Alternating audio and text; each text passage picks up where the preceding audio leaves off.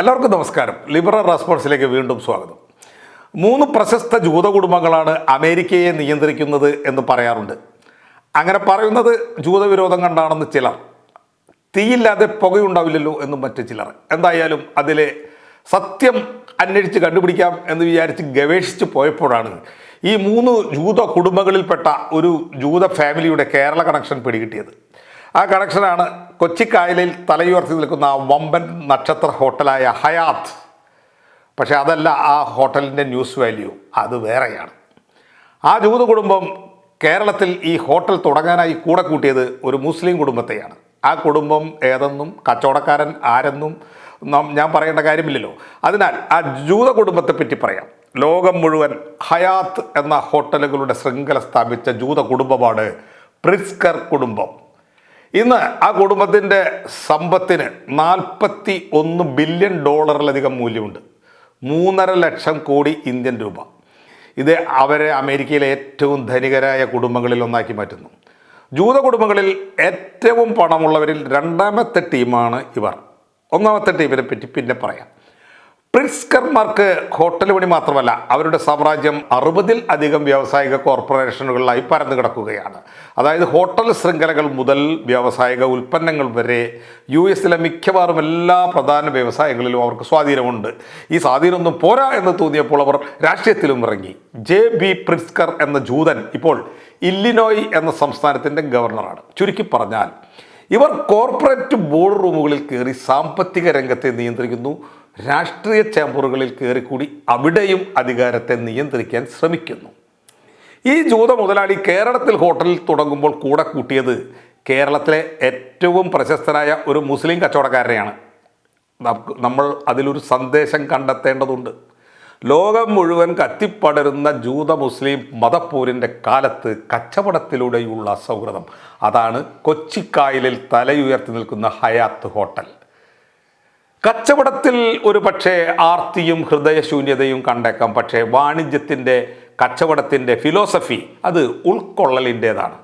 ജൂതനെ മുസ്ലിമും മുസ്ലിമിനെ ജൂതനും ഹിന്ദുവിനെ മുസ്ലിമും മുസ്ലിമിനെ ഹിന്ദുവും എല്ലാറ്റിനെയും എല്ലാവരും ഉൾക്കൊള്ളുന്ന ഒരു ഫിലോസഫി ഈ കച്ചവടത്തിലുണ്ട്.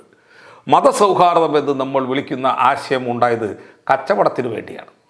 ഇവിടുത്തെ രാഷ്ട്രീയ പാർട്ടികൾ പറയുന്നത് കേട്ടാൽ തോന്നുന്നു അവർ കഷ്ടപ്പെട്ട് വെള്ളം കോരിയും വിറക് വെട്ടിയുമാണ് ഈ നാട്ടിൽ മതസൗഹാർദ്ദം എന്ന കമ്മ്യൂണൽ ഹാർമണി ഉണ്ടാക്കിയതെന്ന്. പച്ച നുണയും തള്ളലുമാണത്. മറിച്ച് ആൾറെഡി ഉണ്ടായിരുന്ന ഹാർമണിയെ തകർക്കുകയാണ് പുതിയ രാഷ്ട്രീയക്കാർ ചെയ്തിട്ടുള്ളത്. മതങ്ങളെ മുൻനിർത്തി രാഷ്ട്രീയ അധികാരം കൈയടക്കിയവരായിരുന്നു അവരിൽ പലരും. ആ അധികാരം നിലനിർത്താൻ വേണ്ടി ആവശ്യം വരുമ്പോഴൊക്കെ അവർ മതസൗഹാർദ്ദം തകർത്തു. പിന്നീട് അവർ തന്നെ മതങ്ങൾ തമ്മിൽ സൗഹൃദം പുലർത്തേണ്ടതിൻ്റെ ആവശ്യകതയെപ്പറ്റി വലിയ വലിയ പ്രൊപ്പഗണ്ടകൾ നടത്തി. അതല്ലാതെ മറ്റൊന്നുമില്ല. ആക്ച്വലി ഭൂമിയിലെ വിവിധ പ്രദേശങ്ങളിൽ താമസിച്ചിരുന്ന മനുഷ്യർ അവരുൽപ്പാദിപ്പിച്ചിരുന്ന ഉൽപ്പന്നങ്ങൾ പരസ്പരം കൈമാറാൻ തുടങ്ങിയപ്പോൾ തന്നെത്താൻ ഉണ്ടായി വന്ന ഒന്നാണ് ഈ ഗോത്ര സൗഹൃദവും മതസൗഹൃദവും. ഏതെങ്കിലും രാഷ്ട്രീയ നേതാവ് കഷ്ടപ്പെട്ടുണ്ടാക്കിയതോ ഉണ്ടാക്കുന്നതോ അല്ല. കച്ചവടത്തിലൂടെ സ്വാഭാവികമായി രൂപപ്പെട്ട ആ ഹാർമണിയെ തകർത്തു കളയുന്നവരാണ് മിക്ക രാഷ്ട്രീയക്കാരും. ഇക്കാര്യം വേർതിരിച്ച് മനസ്സിലാക്കിയാൽ കൊച്ചിക്കായലിൽ തലയുയർത്തി നിൽക്കുന്ന ഹയാത്ത് ഹോട്ടൽ ഒരു പുരോഗമന മാതൃകയാണ് എന്ന് നമുക്ക് നിസ്സംശയം പറയാൻ കഴിയും. ഒരു ജൂത മുസ്ലിം സൗഹൃദ മോഡൽ. പണമുള്ള മുസ്ലിമും പണമുള്ള ജൂതനും ബിസിനസ് ചെയ്യുന്നു, കച്ചവടം ചെയ്യുന്നു. പണമില്ലാത്ത മുസ്ലിമും പണമില്ലാത്ത ജൂതനും തമ്മിലടിക്കുന്നു, മരിക്കുന്നു. ഇനി അമേരിക്കയെ നിയന്ത്രിക്കുന്നു എന്ന് പറയുന്ന ഏറ്റവും പ്രധാനപ്പെട്ട ജൂത കുടുംബത്തെ പറ്റി പറയാം. ഗോൾഡ്മാൻ സാക്സ് കുടുംബം. മാർക്സ് ഗോൾഡ്മാൻ എന്ന് പറഞ്ഞ ഒരു കക്ഷിയാണ് ഈ കുടുംബത്തിൻ്റെ നാഥൻ. 1848-ലോ 49-ലോ ആണെന്ന് തോന്നുന്നു, യാതൊരു ഗതിയും പരഗതിയും ഇല്ലാതെ ജർമ്മനിയിലെ ബവറിയ എന്ന പ്രദേശത്ത് നിന്ന് US-ലേക്ക് കുടിയേറിയ ഒരു ജൂതനായിരുന്നു ഈ ഗോൾഡ്മാൻ. അന്ന് ബവറിയ ഒരു സ്വതന്ത്ര രാജ്യമാണ് എന്നാണ് പറയുന്നത്. ഇന്ന് മ്യൂണിക്ക് നഗരം കേന്ദ്രമായ ജർമ്മനിയിലൊരു പ്രദേശമാണ് ഈ ബവറി. ഗോൾഡ്മാൻ എന്ന ഈ കക്ഷി അമേരിക്കയിലെ ഒരു തെരുവ് കച്ചവടക്കാരൻ ആയിരുന്നത്രേ. ഏതുപോലെ എന്ന് ചോദിച്ചാൽ നമ്മുടെ നാട്ടിൽ പണ്ടത്തെ തലമുറ സ്ഥിരമായി കാണാറുള്ളൊരു കാഴ്ചയുണ്ട്. 2 മീറ്റർ ഉയരത്തിലും 4 അടി വീതിയിലും അലുമിനിയ പാത്രങ്ങൾ തലയിൽ വെച്ച് പഴയ പാത്രങ്ങൾ കൊടുക്കാനുണ്ടോ എന്ന് വിളിച്ചു ചോദിച്ച് വീട്ടമ്മമാരുമായി കച്ചവടം നടത്തിയിരുന്ന മനുഷ്യർ. ഏകദേശം അതുപോലെ ആയിരിക്കും എന്നാണ് ഞാൻ കരുതുന്നത്. എന്തായാലും ആ കച്ചവടം ഗതി പിടിച്ചു. പുള്ളി ഇന്ന് ഗോൾഡ്മാൻ സാച്ചസ് എന്ന ആഗോള സാമ്പത്തിക ഭീമനായി വളർന്നിരിക്കുന്നു. കമ്പനിക്ക് ഇന്ന് ഏകദേശം 22 ലക്ഷം കോടി രൂപയുടെ മൂല്യമുണ്ട്. 22 ട്രില്യൺ എന്ന് പറയാം. നമ്മൾ ഇന്ത്യക്കാരുടെ മൊത്തം GSTയുടെ വാർഷിക വരുമാനം ഒരു വർഷം നമുക്ക് കിട്ടുന്നത് GST ഇന്ത്യയിൽ നമുക്ക് കിട്ടുന്നത് ഇതിനേക്കാളും കുറവേ ഉള്ളൂ എന്ന് മനസ്സിലാക്കിയാലാണ് ഈ തുകയുടെ വലുപ്പം നമുക്ക് കൃത്യമായി നമ്മുടെ ഫീൽ ചെയ്യുള്ളൂ. നമ്മുടെ ഒരു വർഷത്തെ GST വരുമാനം 20 ട്രില്യനാണ്. ഗോൾഡ്മാൻ്റെ ഒരു വർഷത്തെ വരുമാനം 22 ട്രില്യനാണ്. ഇപ്പോൾ ഏകദേശം പിടി കിട്ടിയല്ലോ. അങ്ങനെ ബിസിനസ് ചെയ്യുന്നു, കുറേ പണം ഉണ്ടാക്കുന്നു എന്നുള്ളത് മാത്രമല്ല, പുള്ളിയുടെ സ്വാധീനത്തിൻ്റെ ബേസ് ലോകത്തിൽ ഇന്ന് ശ്രദ്ധിക്കപ്പെടുന്ന കമ്പനികളായ മൈക്രോസോഫ്റ്റ്, ഫോർഡ്, ഫേസ്ബുക്ക് ഇവരൊക്കെ ഈ ടീമിനെയൊക്കെ പൊക്കിയെടുത്തത് ഈ തെരുവ് കച്ചവടക്കാരൻ്റെ ബുദ്ധിയിലാണ്. ഈ കമ്പനികൾ, അതായത് ഫേസ്ബുക്കും അല്ലെങ്കിൽ മൈക്രോസോഫ്റ്റ് ആയിക്കോട്ടെ, ഈ കമ്പനികൾ ആദ്യമായി ഓഹരി വിൽക്കാൻ വന്നപ്പോൾ ആ വിൽപ്പനയുടെ ചുക്കാൻ പിടിച്ചത് ഈ ഗോൾഡ്മാൻ സാച്ചസ് ആണ്.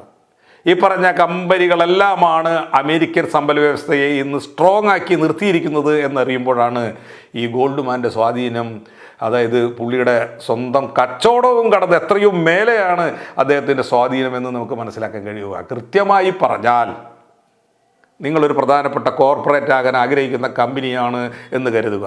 നിങ്ങൾക്ക് പബ്ലിക്കായി ഓഹരി വിൽക്കണം എങ്കിൽ നിങ്ങൾ ഗോൾഡ്മാൻ സാച്ചസ് എന്ന കമ്പനിയെ ആശ്രയിക്കുക. നിങ്ങൾ ഉദ്ദേശിച്ചതിനേക്കാൾ റിസൾട്ട് കിട്ടിയിരിക്കും. അവരുടെ അധികാരം വാൾ സ്ട്രീറ്റിനും അപ്പുറമാണ്, അതുക്കും മേലെയാണ്. ഇനി നമ്മൾ ഈ പറഞ്ഞ ഈ ജൂത കുടുംബത്തിൻ്റെ സ്വത്ത് എവിടെയൊക്കെയാണ് കിടക്കുന്നത് എന്ന് കൂടി ഒന്ന് നോക്കാം. അത് B നിലവറയിലോ A നിലവറയിലോ ഒന്നുമല്ല. അത് അമേരിക്കൻ റിയൽ എസ്റ്റേറ്റിലും കോർപ്പറേറ്റ് ധനകാര്യത്തിലും ഉൾച്ചേർന്ന് കിടക്കുകയാണ്. ഒരു ഉദാഹരണം പറയുകയാണെങ്കിൽ, ഇവർ പണം ഉണ്ടാക്കുന്നതിൻ്റെ ഒരു ഉദാഹരണം പറയുകയാണെങ്കിൽ, ന്യൂയോർക്കിലെ റോക്ക് ഫെല്ലർ സെൻറ്റർ എന്ന ഒരു വലിയ കെട്ടിടം ന്യൂയോർക്ക് നഗരത്തിൻ്റെ ഹൃദയഭാഗത്ത് സ്ഥിതി ചെയ്യുന്ന ലോകത്തിലെ ഏറ്റവും പ്രശസ്തവും വലുതുമായ കൊമേഴ്ഷ്യൽ റിയൽ എസ്റ്റേറ്റ് കോംപ്ലക്സ്, അതാണ് ഈ റോക്ക് ഫെല്ലർ സെൻറ്റർ. അമേരിക്കയിലെ ഏറ്റവും ധനിക കുടുംബങ്ങളിലൊന്നായ John D Rockefeller junior ആയിരുന്നു അതിൻ്റെ ഉടമസ്ഥത. 22 ഏക്കർ സ്ഥലത്ത് 19 കെട്ടിടങ്ങൾ, പ്രധാന കെട്ടിടത്തിന് 70 നിലകൾ. ഓഫീസ് സ്പേസ് എത്രയാണെന്നോ? ഏകദേശം 1,70,00,000 സ്ക്വയർ ഫീറ്റ്. ലോകത്തിലെ ഏറ്റവും വലിയ പ്രൈവറ്റ് ഓഫീസ് കോംപ്ലക്സുകളിൽ ഒന്നാണിത്. ഇത് പുള്ളി സ്വന്തമാക്കി 5 വർഷം കയ്യിൽ വെച്ച് പിന്നെ വലിയ വിലയ്ക്ക് വിറ്റ ഒരു കഥയുണ്ട്. സാമ്പത്തിക ശാസ്ത്രം പഠിക്കുന്നവരിൽ പലരും അത് പഠിച്ചിട്ടുണ്ടാവും. ഇന്ന് ലോകത്തിൽ ഈ ഓഫീസ് അറിയപ്പെടുന്നത് ഇവർ ഓരോ കൊല്ലം ഉണ്ടാക്കുന്ന ക്രിസ്മസ് ട്രീയുടെ പേരിലാണ്. ലോകത്തിലെ ഏറ്റവും വലിയ ക്രിസ്മസ് ട്രീ ആണത്രേ അത്. US ട്രഷറി സെക്യൂരിറ്റികളിലെ ഒരു പ്രാഥമിക ഡീലറും ഗോൾഡ്മാൻ സാച്ചസ് ആണ്. അതായത് രാജ്യത്തിൻ്റെ കടം കൈകാര്യം ചെയ്യുന്നതിലും അവർ പ്രധാന പങ്ക് വഹിക്കുന്നു. ഇനിയാണ് നമ്മൾ മൂന്നാമത്തെ സമ്പന്ന ടീം ജൂത കുടുംബത്തിലേക്ക് നമ്മൾ വരുന്നത്. അവരാണ് ഫിഷർ കുടുംബം. വസ്ത്ര വ്യാപാരത്തിലാണ് അവർ തുടങ്ങിയത്. തലമുറകളുടെ വിടവ് എന്നർത്ഥം വരുന്ന ഗ്യാപ്പ് എന്ന പേരാണ് അവർ സ്ഥാപനത്തിന് ചാർത്തി കൊടുത്തത്. നിസ്സാരമായ ഒരു കാര്യത്തിൽ നിന്നാണ് അത്ര അവരുടെ തുടക്കം. ഒരു കഥയാണ്. ഇങ്ങനെയുള്ള കഥകൾ, അതായത് ഒരു സാധാരണ മനുഷ്യർ വലിയ മുതലാളിമാരായ കഥകൾ മുഴുവൻ തള്ളലുകൾ ആയിരിക്കും. അവർ പോലും അറിയാത്ത രീതിയിലുള്ള കഥകൾ നമ്മൾ ഉണ്ടാക്കി പറയുന്നതായിരിക്കാം. അതേപോലെ ഒരു കഥ തന്നെയാണ് ഇതും. പക്ഷേ ഇത് കേൾക്കാൻ രസമുള്ളതുകൊണ്ടാണ് ഞാൻ പറയുന്നത്. ഡൊണാൾഡ് ഫിഷറും ഡോറിസ് ഫിഷറും കൂടി 1969 ജീൻസ് എടുക്കാനായി സാൻ ഫ്രാൻസിസ്കോയിൽ ഒരു കടയിൽ പോയത്രേ. അവിടെ ഇഷ്ടം പോലെ ജീൻസ് ഉണ്ട്, പല തരക്കാർക്കുള്ളതും. പക്ഷെ ഒക്കെ ഒരുമിച്ചാണ് അടുക്കി വെച്ചിരിക്കുന്നത്. ഇതിൽ നിന്നും എങ്ങനെ തങ്ങൾക്കുള്ള സൈസ് കണ്ടെത്തും? എല്ലാം ഇട്ടു നോക്കേണ്ടി വരില്ലേ? പഴയ തലമുറയുടെ പഴഞ്ചൻ രീതികളാണത്. അത് മാറ്റിയെടുത്ത് പുതിയൊരു വസ്ത്ര സംസ്കാരം ഉണ്ടാക്കണം. ആ തോട്ടാണ് ഗ്യാപ്പ് സ്റ്റോർ എന്ന പേരിൽ ഒരു ഷോപ്പാക്കി അവർ മാറ്റുന്നത്. അവിടെ അവർ ലെവിസ് ബ്രാൻഡ് ഉൽപ്പന്നങ്ങൾ വിറ്റാണ് തുടങ്ങിയത്.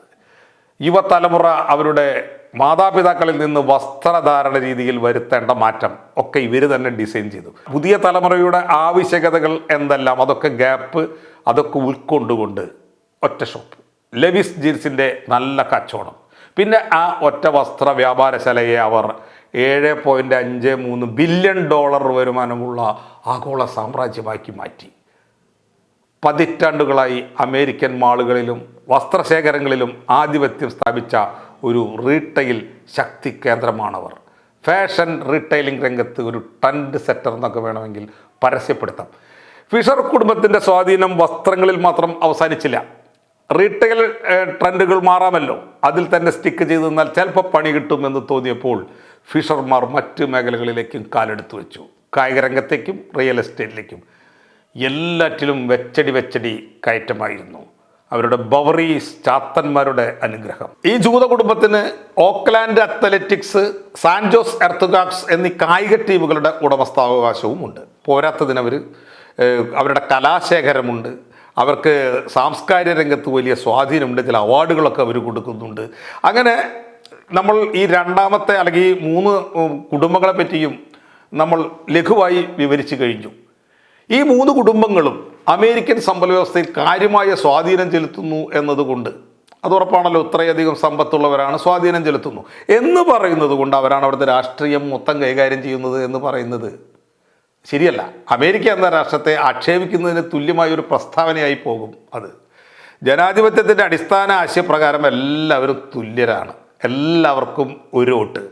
എന്നാൽ പ്രായോഗികമായി നോക്കുമ്പോൾ എല്ലാവരും തുല്യരുമല്ല. പരിഹരിക്കപ്പെടേണ്ട ഒരു പ്രശ്നം തന്നെയാണിത്. എന്നാൽ അഭിപ്രായ സ്വാതന്ത്ര്യത്തിൻ്റെ കാര്യത്തിൽ വലിയവനും ചെറിയവനും അവിടെ ഏകദേശ തുല്യതയുണ്ട്.